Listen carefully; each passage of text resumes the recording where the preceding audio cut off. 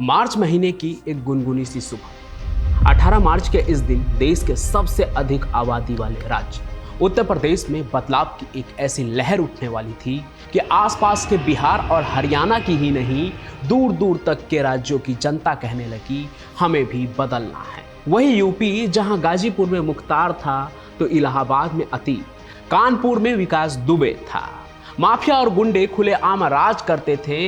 Western UP के highway पर तो रात को निकलना मतलब जान जोखिम में डालना था। कभी सोचा है आपने वो यूपी कैसा था जहां रात को घर से निकलना मौत को दावत देना था? नमस्कार दोस्तों, मैं हूं पंचम प्रकाश और आप देख रहे हैं क्राइम कनेक्ट पर वो कहानी कि कैसे यूपी में खत्म हुआ माफिया राज, जो हम जगह जगह टुकड़ों में सुनते रहे हैं। लेकिन आज आपको वो पूरी कहानी एक जगह सुनने को मिलने वाली है कि कैसे बुलडोजर बाबा और इनकाउंटर राज शुरू हुआ और कैसे बड़े बड़े माफियाओं की कमर टूट गई। तो 18 मार्च 2017 की उस सुबह लखनऊ में हलचल मची थी। कौन बनेगा मुख्यमंत्री? सबको आश्चर्य हुआ जब पार्टी हाईकमान ने योगी को चुना। योगी आदित्यनाथ ने यूपी की कमान संभाली। प्रदेश के लोग डर और संशय में थे और माफिया के बॉस लोग तो इस नए सीएम को दबाने की तैयारी कर रहे थे। इधर योगी के दिमाग में कुछ और ही चल रहा था। ऑपरेशन क्लीन, यानी कोई अपराधी छूटे नहीं। किसी को याद भी नहीं था कि 2007 का वो दिन जब एक नौजवान सांसद योगी संसद में फूट फूट कर रो पड़े थे।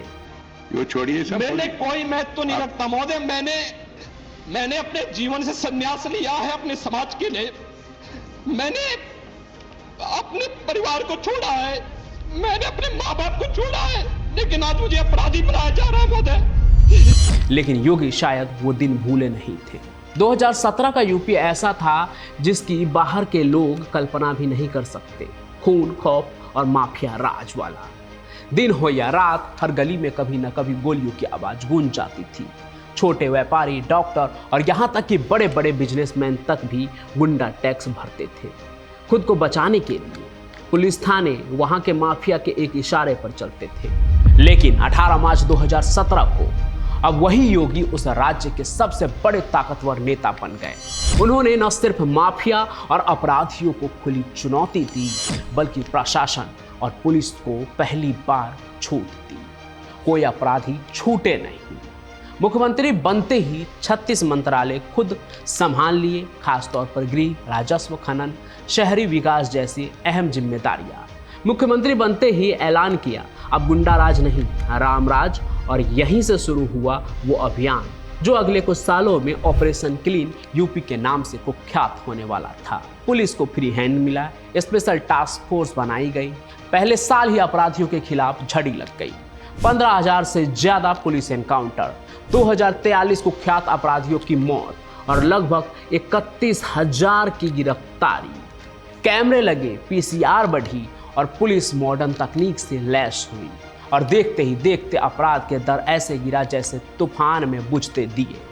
डकैती 85% कम, हत्या 41% कम और 20,000 से ज्यादा अपराधी सलाखों के पीछे। लेकिन असली गेम चेंजर कुछ और ही था। माफिया की संपत्ति को चपेट में लेना। जमीन लैंड माफिया को सरकारी नोटिस मिलने लगा। सरकार ने गैंगस्टर एक्ट, सीआरपीसी और एनएसए जैसे सख्त धाराओं के तहत जो कदम उठाए, उसकी वजह से माफिया की जड़ें हिल गई। 14,200 करोड़ से ज्यादा की अवैध संपत्तियां जब्त हुई या नष्ट किए गए। 64,000 एकड़ जमीन लैंड माफिया से वापस ली गई, जिसे अब स्कूल, अस्पताल और जनता की सुविधाओं में तब्दील किया गया। यूपी देश का सबसे सुरक्षित राज्य बना या बनने की राह पर चल पड़ा। यानी कहानी का असली ट्विस्ट वहीं से शुरू होता है जब योगी मंच पर आए। लेकिन दोस्तों, ये समझने के लिए कि योगी ने क्या बदला, आपको जानना होगा पहले हालात कैसी थी उत्तर प्रदेश में। उस माफिया की राज की असली तस्वीर को समझने के लिए आपको अतीक अहमद, मुख्तार अंसारी और विकास दुबे जैसों की कहानी जाननी होगी। प्रयागराज में उस समय आतंक था अतीक अहमद का, जो एक स्कूल का डेस्क छोड़कर सीधे जुर्म की पाठशाला में घुस गया। जिसके इशारे पर राज्यपाल जैसे विधायक को दिन दहाड़े गोली मारकर छलनी कर दिया गया। जिसका कब्जा जमीन, रेलवे, राजनीति और पुलिस हर जगह था।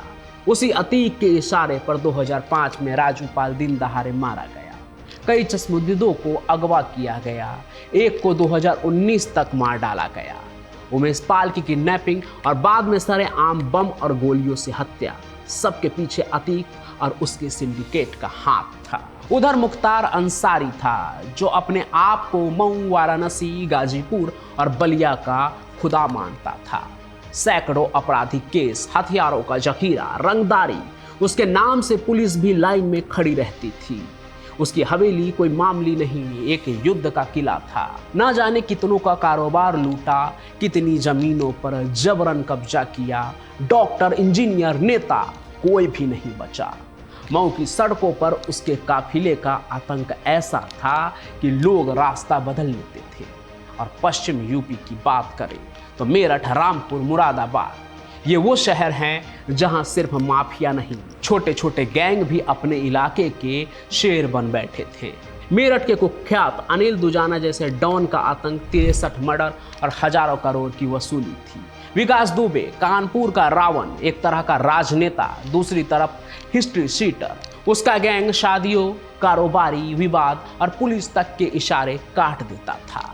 2020 की सबसे दिल दहला देने वाली वार्ता, जब विकरू गांव में एक ही रात में विकास दुबे और उसके गुर्गों ने 8 पुलिस वालों को मौत के घाट उतार दिया। रामपुर में लूट और सुपारी हत्याएं, मुरादाबाद में ट्रेवल एजेंट से रंगदारी, एक एक इलाका जैसे माफिया की जागीर बन गया था। उस समय आम आदमी की जिंदगी एक भूतिया जंगल की तरह थी। अगर माफिया को पैसा नहीं दिया तो अगली सुबह लाश गली में मिलना तय था।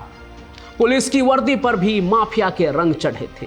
कॉलेज, अस्पताल, सरकारी दफ्तर, हर जगह डर का बोलबाला था। ये हालात थे जिस पर योगी आदित्यनाथ ने बस की मुहर लगाई। जैसे जैसे योगी को पता चला कि क्या करना है, आते ही कहा, पहला बड़ा फरमान आया, इनकाउंटर राज का। पुलिस को छूट दी गई, अपराधियों को पकड़ो या सीधे इनकाउंटर करो। 2017 के बाद ऑपरेशन क्लीन चला, दसियों हजार गिरफ्तारियां, कुख्यात अपराधियों का इनकाउंटर में ढेर होना, 80,000 से ज्यादा सीधा जेल काटने लगे।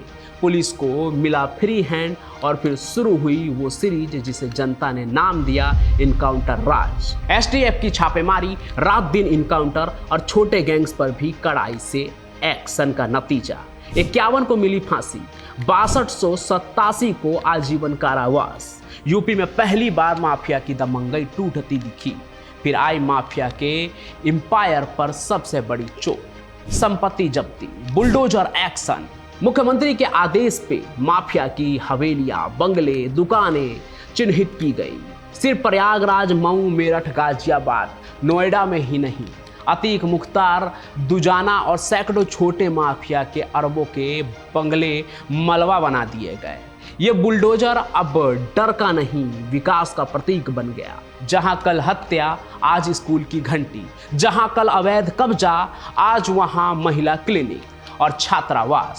सरकार का आंकड़ा 14,200 करोड़ की संपत्ति जब्त, 64,000 से ज्यादा जमीन या तो सरकारी बनी या स्कूल, हॉस्पिटल खोल दिए गए। गाजीपुर, शामली, बिजनौर, मुरादाबाद, हर जगह भूमाफियाओं, शराब तस्कर और छोटे गैंग्स का नेटवर्क को चिन्हित करके एक एक करके जड़ से खत्म कर दिया गया।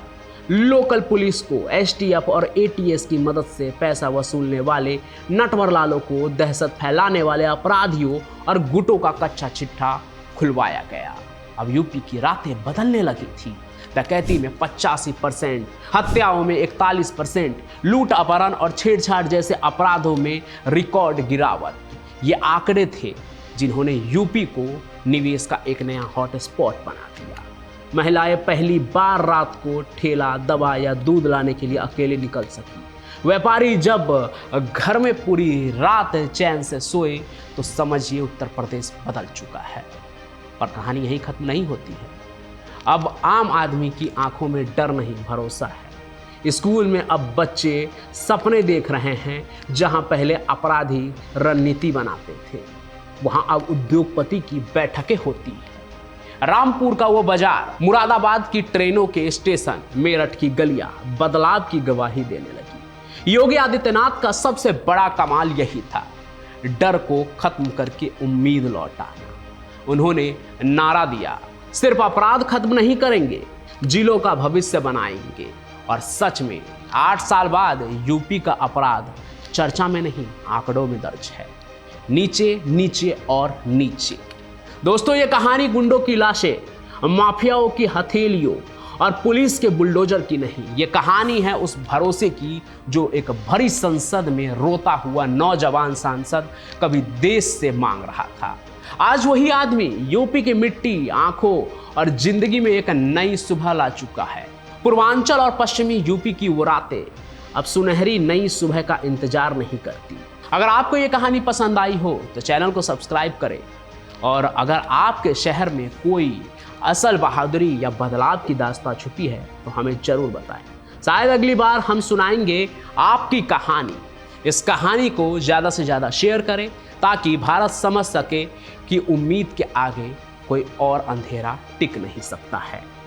मैं पंचम प्रकाश अपनी कहानियों के साथ आपसे फिर मिलूंगा। तब तक के लिए आप सभी का बहुत बहुत धन्यवाद।